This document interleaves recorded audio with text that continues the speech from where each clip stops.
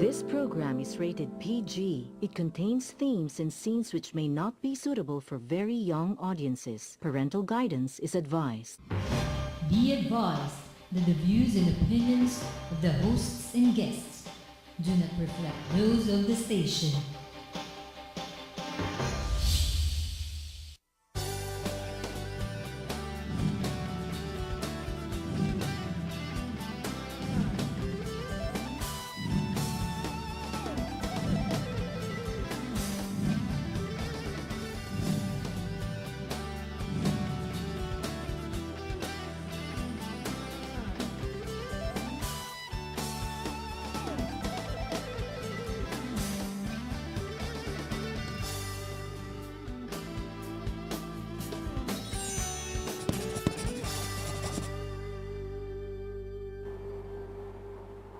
Our skin plays an active and important role in protecting our body, so we should keep it as healthy as possible.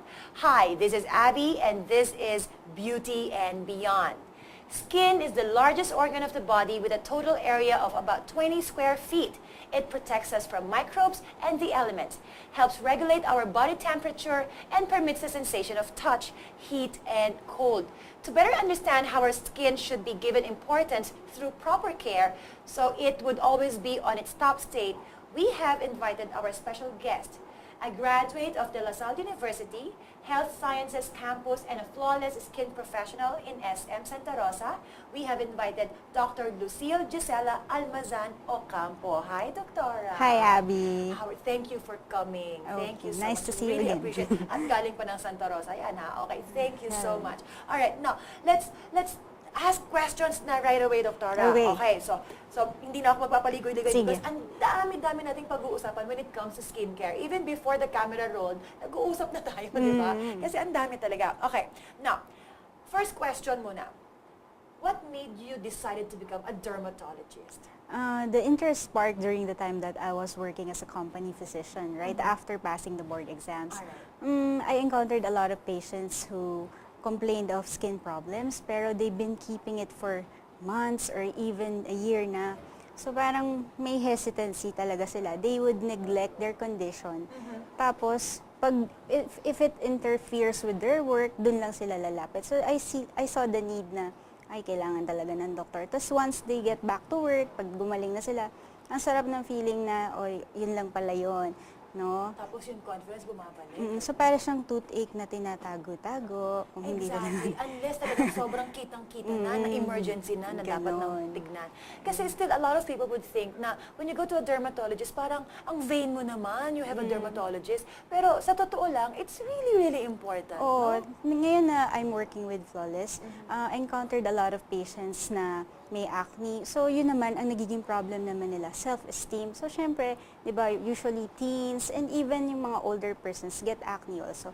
Nakaka-apekto pagdating sa yung personality nila. Totoo yan. Pag gising mo, may acne ka isang malaki dito, parang ayaw mo nang pumasok, di ba? Kaya, ang sarap din ng feeling na utik-utik, natutulungan mo sila, you see them improve every time they go back to the clinic. Okay.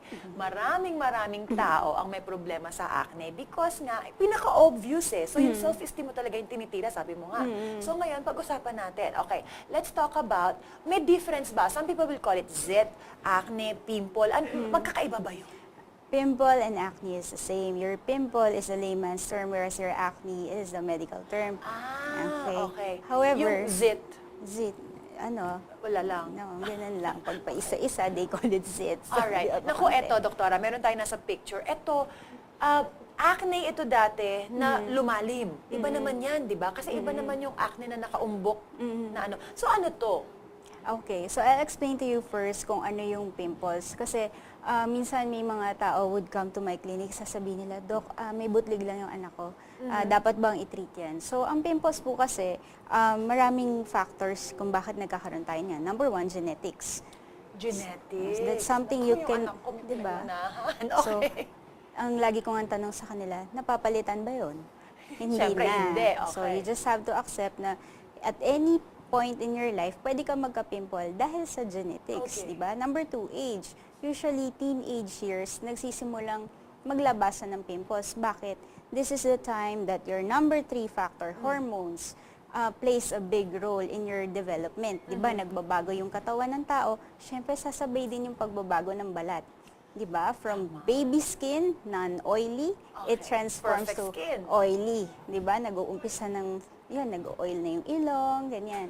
And then, so I mentioned hormonal. Yes. No, so for some women, 'di ba, na may irregular menstruation, importante din nating malaman 'yon. Kasi pimples mo minsan manifestation siya na may problem ka sa reproductive organ, the polycystic ovarian syndrome. Really? So let's say for example, parang walang reason na nagkaka-pimples ka, pero nagkaka-pimples ka. Ah. Pwedeng manifestation yun ng... Provided na may tanong na irreg ba yung menses mo? Kasi Okay. minsan pag irreg, pag tinanong mo, na-irreg ka, may problem? Sabi niya, opo, nanggaling na ako sa OB. So, tahi-tahi iyon. Okay. 4, personal factors, stress, kulang sa tulog, could also alter hormonal changes. No? Kulang sa tulog. Oo. Okay. And then 5, environmental factors. So, mainit sa Pilipinas, maduming paligid, it contributes. But food, hindi pa siya directly. Meron akong kakilala, ayaw Diba? kumain ng kare-kare kasi magkaka-pimple daw siya. So sabi ko, parang, di ba hindi pa siya talagang merong direct Wala pa talaga na pong study research, na, oo. oo. Although some studies would say that if you increase your intake of carbs, you proliferate bacteria. Di ba? Mas prone ka sa bacterial Really? habitation sa skin. Another reason not to take not too much carbs. But I guess, Oo. anything naman na marami kang tinik, let's sabi ko nga kapag kumain ka ng maraming lechon, true enough, siguro hindi naman lalabas sa naman. skin mo Oo, yun, oo, di ba? oo. So, nothing too much. Oo. Now, environment, let's say, kunwari bumabiyahe, yung mga ganon. So yun, nakakadagdag sa dumi ng mukha, ganyan, no? But I'd like to tell you how pimple forms, no? Yes, So please. number 1, namumuo yung dead skin. So nangangapal siya. Normally, we exfoliate every 28 to 40 days. Yung Okay. top layer ng skin, natatanggal yan. Parang naglilibag. Di ba? Okay. Kaya And- pala minsan may hilamos ka na, Oo, parang may may sumasama. Oo. Tapos, pag yun, present yung alinman dun sa mga factors na nasabi ko sa'yo kanina, pwedeng bumagal yun. Naiipon yun hanggang loob. No? Naiipon hanggang loob. Kasi Okay. ang pimples, it's a problem of the skin that has hair o yung pilosebaceous unit. Kasi Parang dun, pore. Oo, yung pore mo, nandun yung hair. Oo. Tapos may kakabit yun doon na parang sebaceous gland or oil gland, which Okay. is also lined by the epidermis or the top layer of the skin. So yung epidermis mo, yun yung nag-exfoliate every 28 to 40 days. Pero bumabagal yun pag present nga yung alin dun sa factors na yun. And then, hormonal changes. So, there's this hormone called androgen. It's a male hormone. It's present in us females too. Okay. But pag bumababa yung estrogen level natin, nagpe-predominate si androgen. Ayan, nano-nosebleed na ako sa'yo, Oo. doktora. Okay, ulit. Pag bumababa yung estrogen, yung female hormone, Yes, yung bumababa yung Oo. female hormones. si androgen nandun lang sa atin. Okay. No? Pero mas parang siya yung nararamdaman ng body. So, si skin, sasabihin niya, mag-produce ka ng maraming oil. Kaya, si sebaceous gland, yan, paproduce ng oil. Eh, si keratin, namumuo, matigas. Ipa-plug niya si sebaceous gland. Naka-plug. oo. Naka-plug. Lumalaki ng lumalaki si... So, mamamaga na Namamaga. Ayan, yung sinasabi mong uka, lumalalim na lumalalim. No? Si sebaceous gland, napapalibutan siya ng skin, yung epidermis. So, pag lumaki siya, para siyang balloon na didistend, it pulls the skin downwards. So, repetitive inflammation, yung Can cause the uka. oo. And then, you see pimples that has pus already, di ba? Yes. Whiteheads and blackheads are a sign of pimple. No? Wait, what's the difference between blackheads and whiteheads? Ang blackheads mo, these are open comedones. So, makikita mo, di ba, may opening siya sa gitna, tapos may itim. Unlike your whiteheads, na parang natatakpan pa nga siya ng skin, sarado siya. But both are just accumulation of sebum and dead skin. And then, when there's this bacterial infection, kaya tinawag na acne, ang pangalan ni bacteria ay Propionibacterium acnes. Ang haba, di ba? Ang haba. P. Acne acnes na na lang. lang. Ang ginagawa niya, magsisecrete siya nung lipase na tinatawag. Tapos, magkakaroon ng localized reaction. Doon namumuo yung whiteheads, blackheads mo. Then later on, pag sabi ko nga, pag lumaking-lumaki na si oil gland, magra-rupture yon. Magli-leak siya doon sa dermis, yung second part umuupa talaga siya. Oh no. Now, pag nauka, once na nauka, meron bang chance na mag-surface ulit yun? Yes, with treatments. With treatments With na? treatments, oo. Okay. Kasi kaya naman nagkaroon ng scars kasi talagang paulit-ulit dun sa site na yon, lalo na kung hindi tinitreat, di ba? Eh, minsan may mga tao na ang daming tigyawat. Or minsan yun sa back ni nga, sa likod, di ba? Parang ang daming tigyawat. So, anong ibig sabihin nun? Lahat yun, natatrap yung sibo? Yes, yun. So, going back, ang pimples, problema siya ng balat na may buhok o Okay. pilosebaceous unit. buhok. Dito lang naman tayo, Yun walang nga. buhok. So, So, dito hindi any tayo person can nagkaka-pimple. have acne elsewhere except the palms and soles. Yes. So, Minsan yun. nasa loob ng ilong, sa loob ng Kaya nga tenga, yung yun iba ang sabihin, masakit. Dok, ba't ba tabi-tabi ito? Nakakainis. Kasi po, di ba, gaano ba kadami yung buhok na meron tayo o balahibo? Okay. Nabibilang ba yon? Sobrang dami. Hindi mabibilang. Okay, so Sobrang dami. any of those could be active para maging pimple. Okay. Oh, wow. Yeah. Okay, now, paano, alam ko na it's the oil production, it's the dirt on the skin that And the causes, bacteria. and the bacteria that causes it. How do we avoid that now? Okay, so number 1, hygiene. Hygiene. So, hygiene. Hilamos, ligo, linis Hilamos. ng katawan. How often should you wash your face? Hanggang 2 times a day lang naman. Kasi if you frequently wash it, like every hour, you just stimulate your skin to produce more oil. Kasi magdadry siya, tapos magpuproduce Yun, lang yun din. ang sinasabi ko, na parang, yun iba, makakita ng konting oil, wash! Tapos Oo. madaan na naman sa banyo, wash na naman. Oo. So, hindi rin healthy yun. Hindi ano? na rin, Okay, oo. so we can only wash our faces twice a day. Oh, twice a day. Once in the morning, once in the Oo. evening. Unless you really expose yourself sa sobrang dirt. Siguro, Or pawis maybe. siguro, Oo. you want to refresh yourself. Oo. Pero yung maintenance ng oil, twice a day. Okay. And then, dito rin papasok yung facials. No? I advise that because meron talagang conditions na kailangan i-facial. Like, kung obvious na yung pimple, like, parents would come to me saying, Doktora, dapat maipa-facial na yung anak ko. Eh, ang bata-bata pa nito. Sabi ko, yes, may skin condition naman po siya eh. May pimples. So, pwede nating palabasin yung mga, lalo na yung magkakaroon ng pus or yung nana. oo. Siyempre, you need to extract that. Otherwise, lalalim ng lalalim.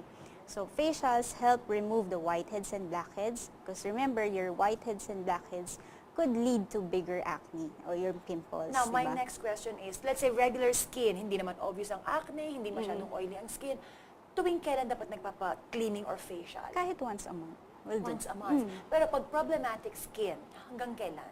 Sometimes we do facials kahit every 2 weeks, no? Yung ganyan. Okay, Or pag yung iba, pag problematic skin. sobrang dami talaga, sige, every week. Kasi hindi mo naman pwedeng tanggalin all at the same time. Kawawa yung pasyente. Oo Masakit. naman, ang sakit nun. So, every 2 weeks because meron kang parts na ito pwede nang tanggalin, ito hindi pa pwedeng tanggalin. Okay, next question. Kasi ang daming mga nanay na parang sasabihin na, wag mo munang i-touch. Ayaw ng kahit na anong gamot sa mukha. How early can we actually start for early prevention? Well, pag nandun sila sa puberty stage, then you see oiliness. Yes. So, you can start yung mga Concern ako using dyan, meron yung mga akong 12 years old. Okay. yung mga tea tree soaps, yan, pwede na to control oiliness, ganyan. But when you see pimples start to come out, sige, you may treat them with mild antibiotic. American Pediatric Guidelines on acne treatment would recommend benzoyl peroxide. Benzoyl Yes. peroxide. Oh, It's over the counter. It is, and if you look in the, department stores or sa Flawless, syempre, but they have the cleansers that has benzoyl peroxide in meron- it. Pwede okay. yun, kung dun pa lang. Kasi mas maganda kung gamot ang pag-uusapan, you consult a doctor kesa Yes. mag-self-medicate si mami sa anak niya, ganyan. That's No, correct. pero you start with the soap. Then, if it's really a major concern, you go to the doctor para tamang medication yung ibibigay, di ba? Sige, dadalhin ko na yung anak Yeah. ko. Biglang ganon. Pero kasi, hanggang ngayon, yung thinking na parang, bakit mo gagalawin? Pero ako naman, you need to prevent it bago Yes. maglabasan lahat, di ba? Oo. Akala kasi ng iba, palabasin mo lahat. Parang, kawawa naman Hindi. yung skin. Kasi minsan, sasabihin nga natin, yes, it's part of growing up, no? Pag nagbibinata, dalaga. Pero ang nangyayari, hindi mo alam, mami, lumalalim na sila or nagiiwan na ng dark spots, which is something na ikahihiya ng anak mo paglaki. Totoong-totoo Diba? yan. And it's very important. Pag magtatrabaho na yan, ay, yung yung Oo, self-esteem di ba? talaga, no? Pero wait lang, Doktora, I know na marami pa tayong pag-uusapan. We can already feel the summer heat and most of us spend our summer on the beach or we do a lot of activities that expose our skin too much on the sun. So when we come back, we will talk about the different skin conditions and some common diseases that are prevalent during summer. Don't switch that channel because Beauty and Beyond will be right back.